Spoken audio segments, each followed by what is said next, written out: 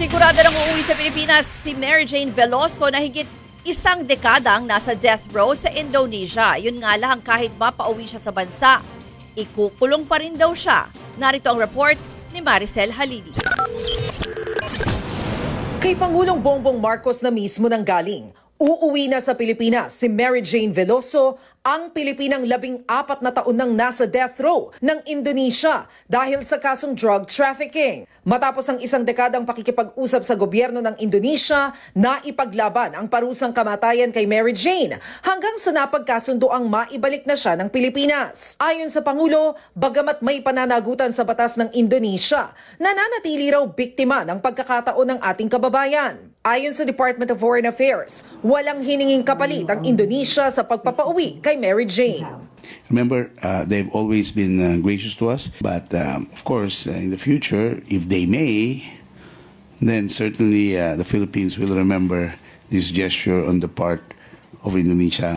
Wala pang kumpirmadong petsa ng pagbabalik bansa ni Mary Jane, pero target ng DFA na mapauwi ang ating kababayan bago magpasko. Sa kanyang pag-uwi, mga miyembro raw ng NBI ang susundo sa kanya sa airport. Ayon sa Department of Justice, hindi pa rin ganap na malaya si Mary Jane dahil kailangan niyang ituloy ang pagkakakulong dito sa Pilipinas. Posible umano siyang dalhin sa Bilibid o sa Correctional Institution for Women sa Mandaluyong. The legal custody would be Indonesia's because we are asked to respect their laws and jurisprudence, but the physical custody will be with the Philippines. Pero kasama raw sa pag-uusapan sa susunod na pulong ng Pilipinas at Indonesia ang planong pagpapataw ng clemency kay Mary Jane.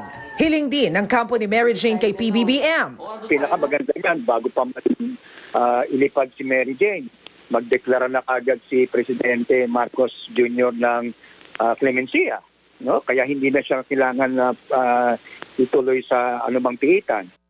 2010 na aresto sa Indonesian airport si Mary Jane matapos makuhanan ng higit 2 kilo ng heroin sa maleta. Giit ni Mary Jane, pinabitbit lang ito sa kanya ng kanyang recruiter. Dahil dito, pinatawan siya ng parusang kamatayan. Ang 8 kasamahan ni Mary Jane sa death row, binitay na noong 2015. Hindi natuloy ang pagbitay kay Mary Jane sa tulong na rin ng last-minute appeal ni nooy Pangulong Noynoy Aquino kay dating Indonesian President Joko Widodo. Noong 2016, nagbigay ng go signal si dating Pangulong Rodrigo Duterte na bitayan si Mary Jane ayon sa isang Indonesian article. 2018, nang manghingi ng tulong si Mary Jane sa nakaraang administrasyon na tulungan siyang tumestigo laban sa mga recruiter na nakakulong na ngayon. 2022 naman, nang mangako si Pangulong Marcos na tatalakayin ang kaso ni Veloso sa kanyang state visit sa Indonesia. Ngayong Enero lang, nang makakuha ng commitment ng pamahalaan na bisitahing muli ang kaso ni Mary Jane. Higit 50 Pilipino pa ang nasa death row sa iba't ibang bansa.